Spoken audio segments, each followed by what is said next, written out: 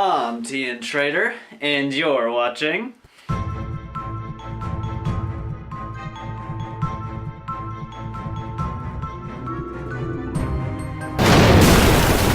Okay, never that opening again. Anyway, it's Monday, March 23rd. Yesterday was a tournament battle.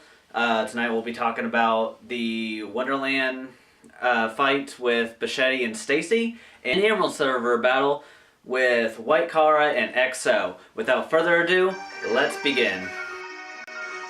Alright, let's start our matches today on the Emerald Server. Our first match being XO versus S. As you can tell, it's a really balanced team on both sides. Both of them are playing a defensive game with a healer, XO having Alice and S having Mad Hatter. What really won this round is just the fact that XO has the wizard, so it's going to be a slow game. They're just going to be picking at each other, and just the fact that XO can just hack away at everybody with the wizard just really gave him the advantage. As you can tell,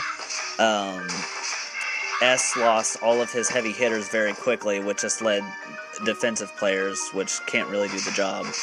In round 2, you can once again notice same defensive routine as before. XO is playing the same thing. He doesn't have a reviver, but he has a team heal, which is a really good pair up against S's wizard.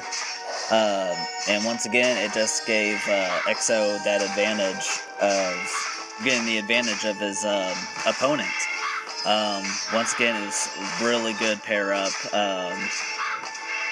XO just had the better plan, and there you go, XO won.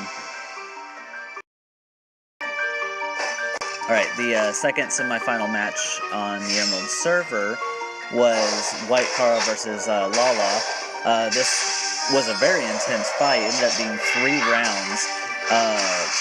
Whitekara's pairing is similar to that of XO's. What really gave Whitekara the advantage was that Lala just had a little bit of flaws in her pattern. When your team normally attacks, it attacks from the center, the right, and the left. Only special attacks are the ones that don't follow this pattern. So placement is really key. You do not want to place, for example, a weak character on your left, because that's your opponent's right, and that's going to get hit first every time. What won Lala the second round was the fact that Whitekara went for the kill. She put all of her strong hitters right there in front, and Lala played the defensive game where she just let her defenders take a few hits and then strike hard with Cinderella and the Wizard of Oz, which both hit multiple people. And this really, after 2 chips, Whitekara had nothing. The third round ended up just being a repeat of the first. There's not really a whole lot to say, except for Lala forgot to put in a healer or a defensive move. So what won her round 2 lost her round 3. And that was pretty much it for Lala versus Whitekara. Whitekara ended up winning. Alright, then finally was the Emerald Championship battle of XO versus Whitekara. As you can tell, this is a repeat of before.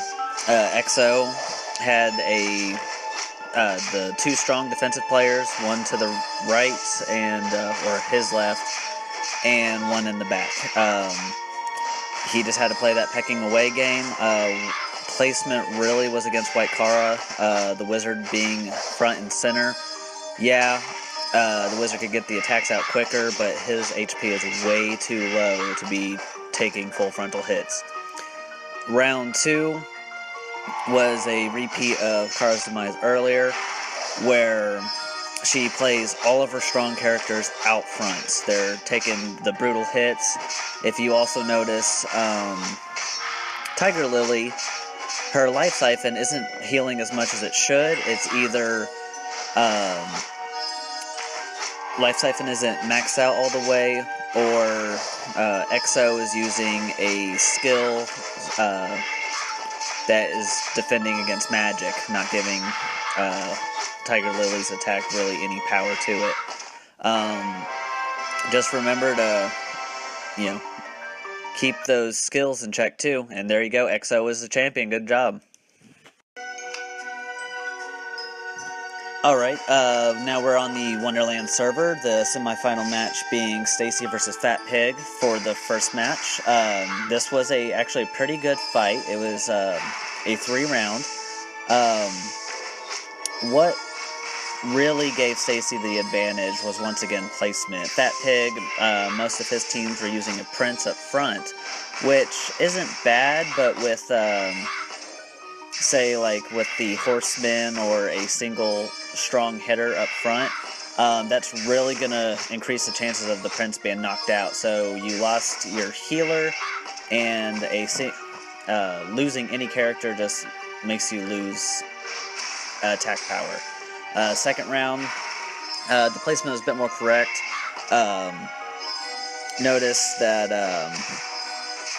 what made Stacy lose was that her wizard was on the left-hand side, which, as I said earlier, that's going to be hit first. And with a pyroblast knocking a wizard out, Stacy just did not have a chance there.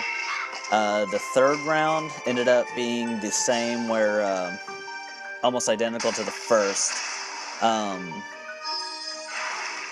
The pyroblast unfortunately did not knock out the wizard in one hit like last time, which gave the wizard a chance to heal, which gave him an extra hit, then followed by a revive. 2 blizzards is basically what won this round. It was a good match. Hopefully Fatpig will do some more next week.